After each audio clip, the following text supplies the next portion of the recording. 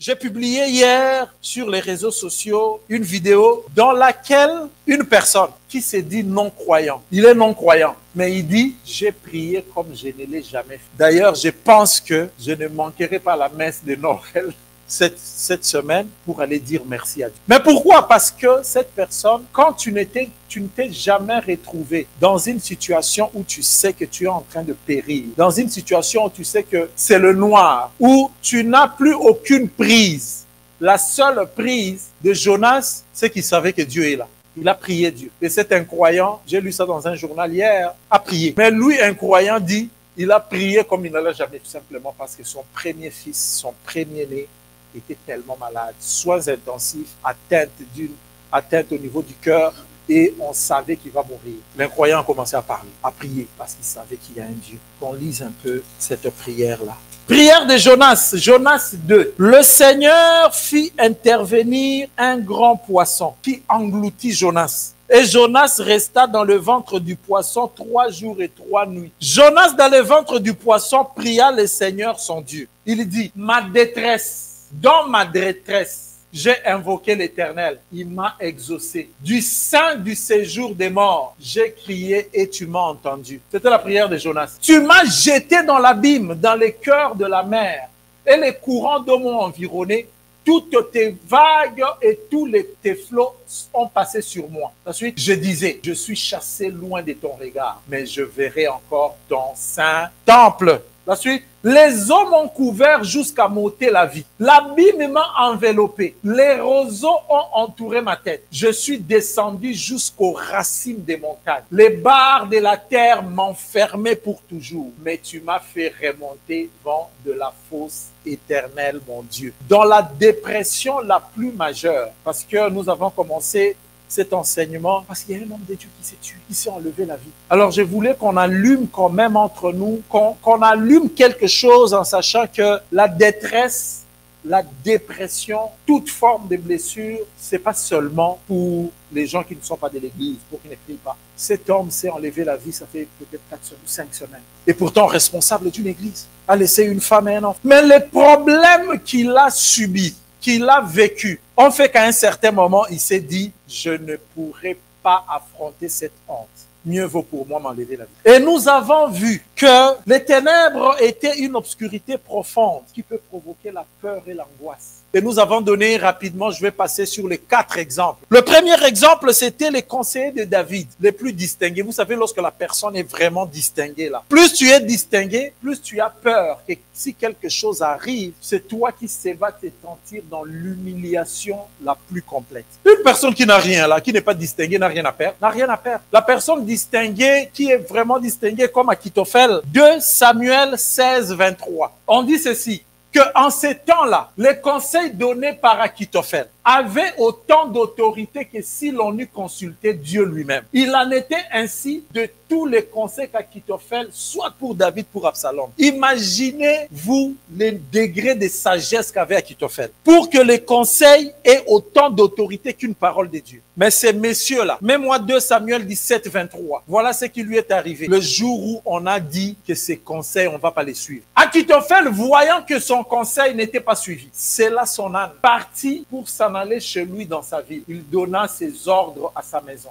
et il s'étrangla. C'est ainsi qu'il mourut. Ces messieurs-là s'est enlevé la vie. Arrivé dans sa maison, s'il a parlé, il a juste dit, arrangez-moi des choses. Mais il n'a pas dit ce qu'il était en train d'aller faire. Les autres, sûrement, ce sont juste, il donna ses ordres. Donc les ordres qu'il donne, ce n'est pas les ordres que moi je vais me tuer. Les ordres qu'il donne, ça correspond aujourd'hui à ce que vous voyez, quelqu'un qui, avant de s'enlever la vie, fait une lettre. Il dit, ça, vous allez vous occuper de ça. Moi, je pars parce que je préfère, je trouvais que j'étais une charge. Je préfère ne plus être une charge. C'est ça, c'est qu'on dit là, il donna ses ordres à sa maison. Mais il n'a pas parlé. Ça arrive dans l'église. Il faut que nous le sachions. Un pasteur a vu une personne venir dans son église un jour. Cette personne-là était d'ailleurs venue tellement en détresse que la personne a juste vu que c'était ouvert. C'était une église. La personne est rentrée. Et tous les cultes, la personne ne faisait que pleurer. Elle a pleuré, a beaucoup pleuré. Et à un certain moment, à la fin, la personne voit le pasteur. Il lui parle, mais tout en pleurant. Il lui dit, tu vois, comme je suis là, je ne sais vraiment pas comment m'en sortir. Moi, j'avais une maison, j'avais une femme et un enfant. Mais les difficultés ont fait que j'ai même commencé à consommer de la drogue. Les difficultés ont fait que j'ai dilapidé tout ce que j'avais. Mais je suis encore avec ma famille. On est rendu dans la rue. Mais vous savez, comme ça se passe, c'est ce jour-là que cet homme de Dieu s'est dit, je ne traiterai plus jamais ces genres de problèmes de la même façon. Que ça ne se limite pas à je prie pour toi, mais il faut que je comprenne au-delà de ça, c'est qu'il y a. Peut-être que la personne a besoin d'autres ressources physiques. La personne a besoin d'être entendue. La personne a besoin qu'on s'occupe aussi de lui. Parce que des fois, nous allons le voir, la fatigue. Dans une fatigue, la personne peut croire qu'elle est abandonnée. Et le monsieur est venu 1 ou 2 fois ou 3 fois. Et lorsque les gens commencent à venir comme ça, peut-être on pense que il commence à venir, c'est qu'il a compris vraiment la parole de Dieu et ça va. Un jour, alors qu'ils viennent, quelqu'un vient déposer une enveloppe. Sur l'enveloppe, c'était écrit le nom du pasteur, au pasteur tel. Et lorsque le pasteur a ouvert la lettre, c'était effectivement adressé à lui. La lettre disait, tu sais, c'est moi telle personne. Pasteur, tu es un bon monsieur. Tu as tellement très bien fait ton travail. Mais moi, je n'en peux plus. C'est pourquoi j'ai préféré te laisser ce nom. Donc en fait, le monsieur s'était enlevé là. Mais la seule personne à qui il avait laissé une lettre écrite, c'était le pasteur. Et ce pasteur, ça changeait la vie de cet homme de Dieu-là, parce qu'il disait, il n'allait plus traiter les choses de la même façon. Ahitophel n'a pas supporté. Lui, le sage, il n'a pas supporté l'humiliation. Humilié, il s'est dit, je suis humilié. Moi, je suis celui dont la parole ressemble à la parole de Dieu. La sagesse et le conseil, on prenait ça. Le père David prenait ça. Absalom, le fils, considérait ça 100%.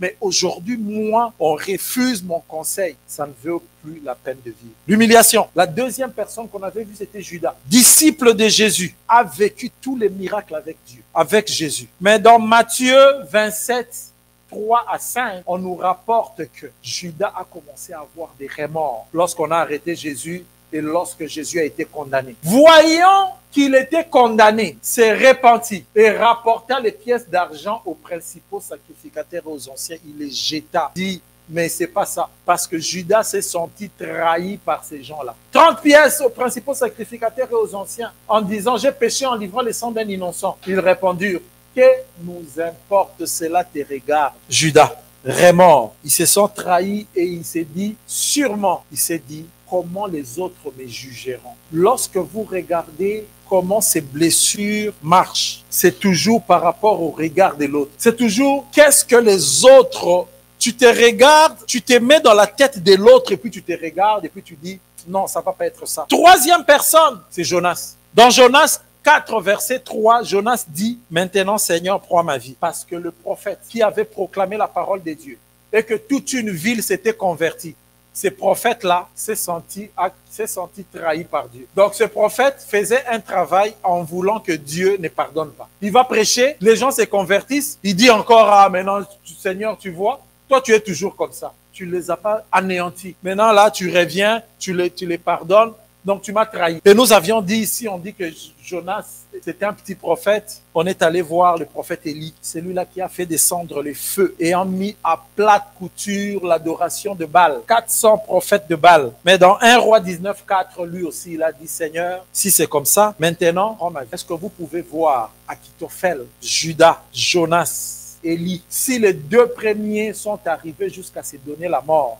c'est juste que si aujourd'hui on appelait un psychiatre, on met Ahitophel devant, on met Jonas devant, on met Élie devant, on met Judas devant, le diagnostic final là encadré en route, ça allait être dépression majeure, arrêt de travail, prescription d'antidépresseurs. Ahitophel, l'humiliation. Judas, le jugement et la trahison. Jonas, la trahison. Élie, qu'est-ce qu'il a dit? Il alla dans le désert où après une journée de marche, il s'assit sous les genêts et demanda la mort en disant, c'est assez maintenant. Maintenant, Éternel, prends mon âme, car je ne suis pas meilleur que mes pères. Élie s'est senti seul, abandon, rejeté. Il s'est senti vraiment seul. Parce que plus loin, il dit, regarde, j'ai déployé mon zèle et je suis resté seul. Le Seigneur lui a dit, non, j'ai gardé pour moi 7000 qui n'ont pas fléchi. Est-ce que vous voyez que les blessures, c'est toujours ce qu'on ressent dans l'âme et c'est qu'on voit comme si les autres voient de nous. Je suis seul, je reste seul, je suis abandonné. Donc les blessures de l'âme, l'humiliation, le jugement, la trahison, l'abandon, le rejet. Chacun de ces personnages a été blessé d'une manière ou d'une autre et ne s'est pas rendu compte que cela mène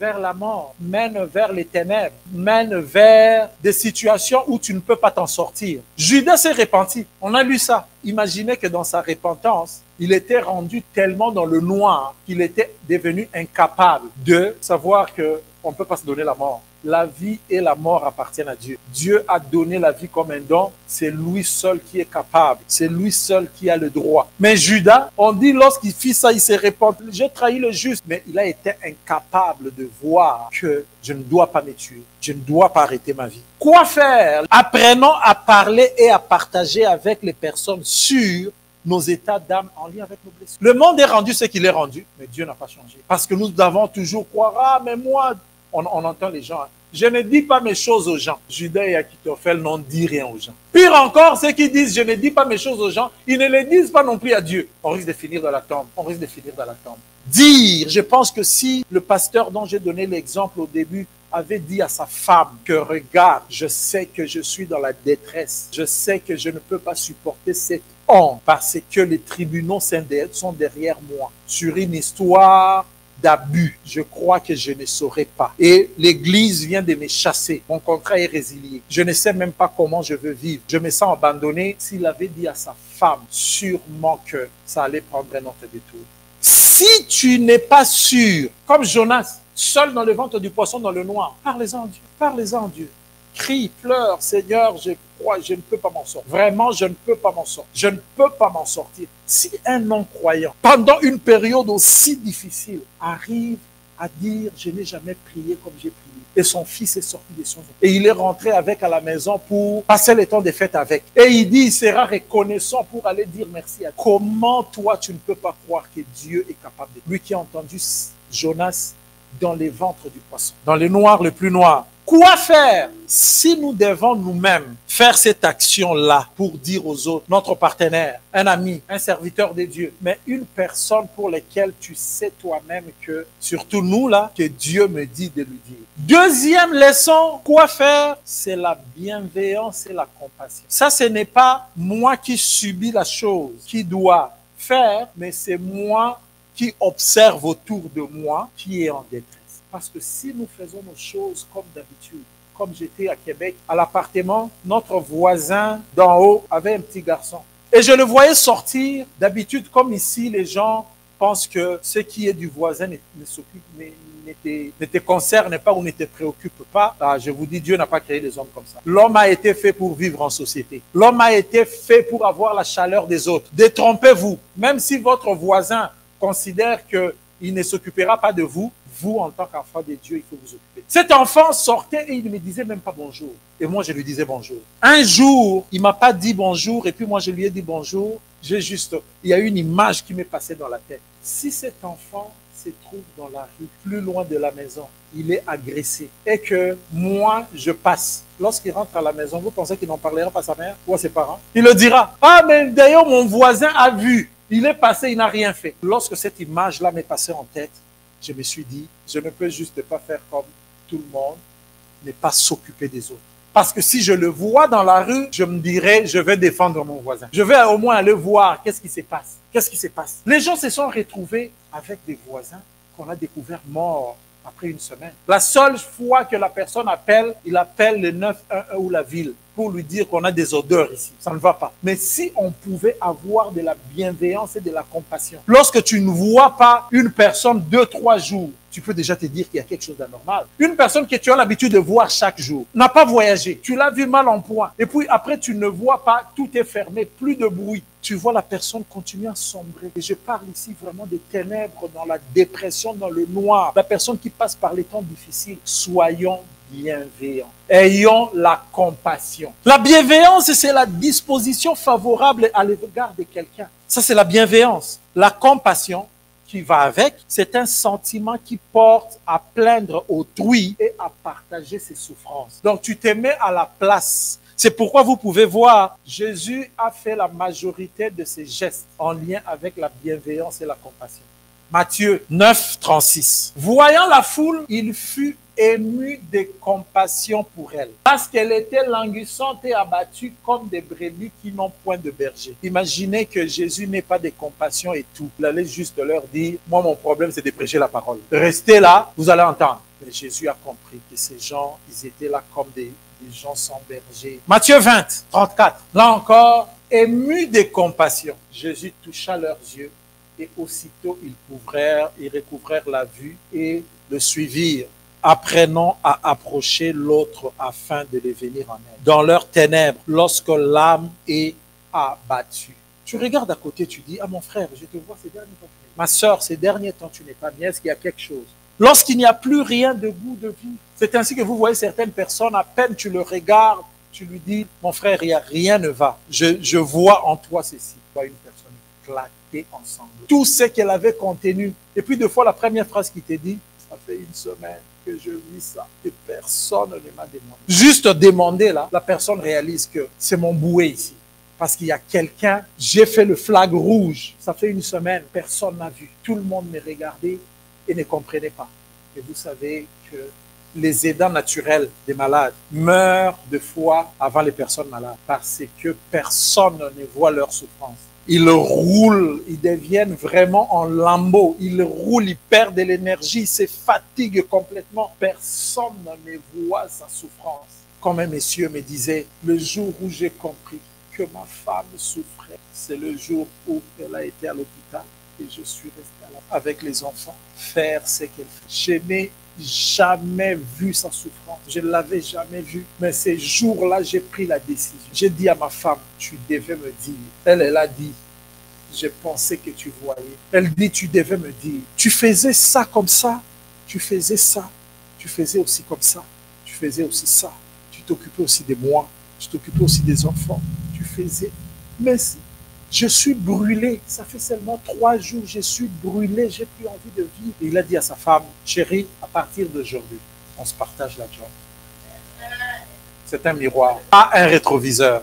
Apprenons à approcher l'autre afin de venir. Ça veut dire voir la souffrance. De même, les femmes doivent voir la souffrance de leur conjoint. Et dire, ici, je ne... Parce que ceux qui sont mariés connaissent, hein, ils comprennent ce que je dis. C'est toujours, mais tu ne m'avais pas dit, je ne voyais pas. Nous tous là, chacun est aveugle de son côté. C'est toujours, tu ne m'avais pas dit, je ne voyais pas. Donc, des 2 choses qu'on a appris, apprenons à dire pour notre part, mais apprenons à voir l'autre. Si on combine les deux, on ne va pas se tuer. On va s'en sortir des dépressions. Il y en a même qui sont restés avec des partenaires. Je parle là de partenaires dans le mariage. Et personne n'a vu venir, personne n'a vu alors que l'autre partenaire a des idées suicidaires depuis 3 mois. Personne n'a vu venir. Et au sujet de ces questions, apprenons à demander clairement. Dans la majorité des gens, si on parle de suicide, si tu poses à quelqu'un des questions, est-ce que tu as une idée de te tuer là? Ça va amener la personne, ça va lui donner des idées. Alors tu vois les gens venir avec une question détournée. Est-ce que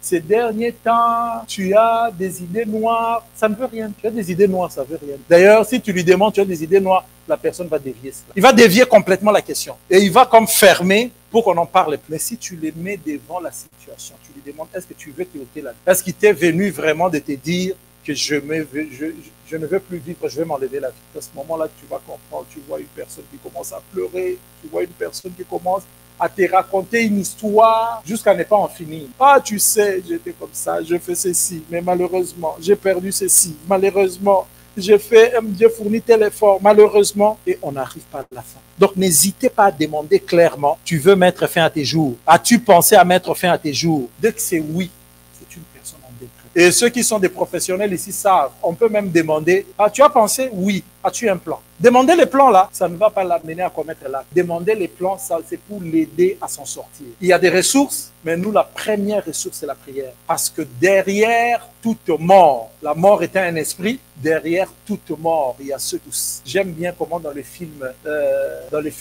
on a montré comment le diable a poussé Judas vers la mort. Si vous regardez le film La Passion du Christ, on montre qu'il commence à avoir des hallucinations, des petits enfants bizarres, des démons viennent rire. Et lui, en fait, il s'est exprimé la honte. Ça vient rire devant lui. Il enlève l'image, mais l'image revient. Il enlève l'image, il fuit. Et puis à un certain moment, il est dans le noir complet. Il s'est dit, mieux vaut que je n'existe plus pour que cette image, malheureusement. Et je termine en disant que ça n'arrive pas seulement dehors, ça arrive dans l'Église.